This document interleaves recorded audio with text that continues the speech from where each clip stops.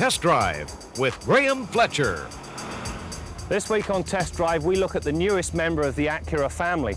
Now, this vehicle will slot directly between the Legend and Integra, and as with those two vehicles, this car has a very sporty influence. This is, of course, the 1992 Acura Vigor. Acura has approached the suspension settings by employing the opposite to the norm. They have opted to use soft spring rates and firm damping characteristics rather than vice versa. The result is pleasing to say the least, if a little firm. In the pylon test, the Vigor tracked a steady, stable line that yielded no nasty surprises. Also improving things here are the engine placement. By mounting it longitudinally, Acura have achieved a 60-40 weight distribution. This helps counteract the nose-heavy feel associated with most front-wheel drive vehicles, and so the tendency to plough at the limit is minimal. On washboard-type pavement, however, the car feels a little skittish, and if you push it under these circumstances, some torque steer becomes evident, but never causes any real concern. As you can see, this engine features 5 intake runners, meaning that it's a 5-cylinder engine. Why a 5-cylinder? Well, according to Honda, a straight 6 was too long and too heavy, and they didn't want the roughness associated with a large displacement 4-cylinder. So there you have it, 176 horses from a 5-cylinder engine. In the 100k dash, the Vigor turned in times a little over 8.5 seconds.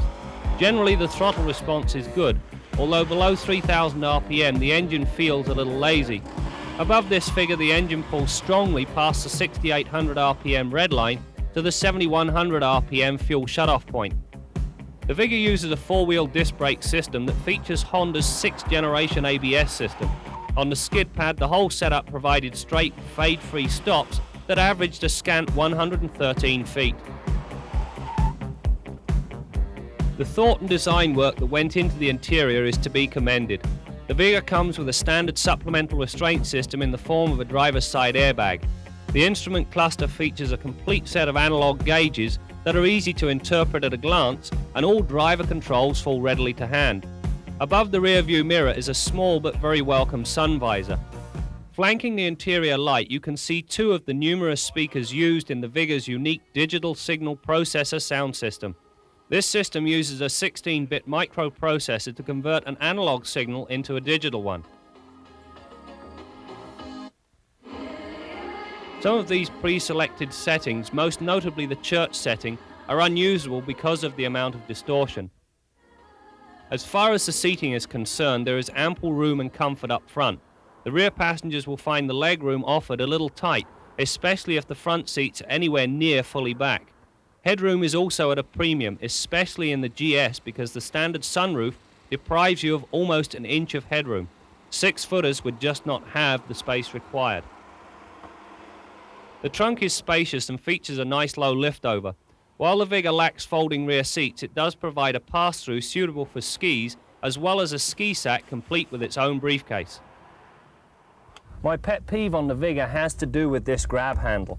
Not only is it located in a very vulnerable spot as far as the driver's concerned, it's also rock hard. What they should have done is use the softer collapsible type they've got in the back.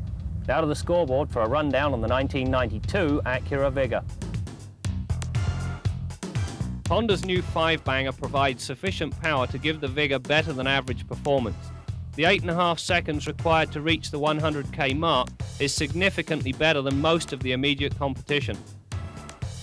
The handling characteristics displayed do the Vigor and the designers credit. The weight distribution and fully independent wishbone suspension, combined with the good feedback provided, ensures predictability. However, the firm nature of this whole setup will only be appreciated by true sports car enthusiasts. The Vigor required just 113 feet to stop from 80 kilometers an hour. The pedal is easy to modulate, and when the ABS is activated, the kickback and pulsation are kept to a minimum. In short, an excellent setup. The seat, suspension and general interior design give the Vigor a comfortable feel. The lack of wind noise and minimal engine noise also contribute to the overall ambience. Unfortunately, we did not have the Vigor long enough to establish an accurate fuel economy. The Vigor is a well-conceived vehicle. It offers better than average handling characteristics and a good power-to-weight ratio. all of which is housed in a very attractive package. Unlike most, I think the Vigor has a very promising future.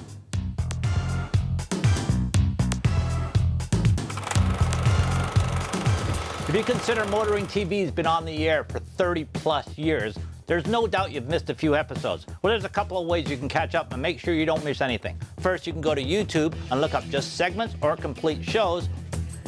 Also, if you want to know what we're doing, like today on a daily basis, just go to our Facebook page. And also, you can go to motoringtvshop.com, get some cool swag. Oh, there's also that Instagram thing.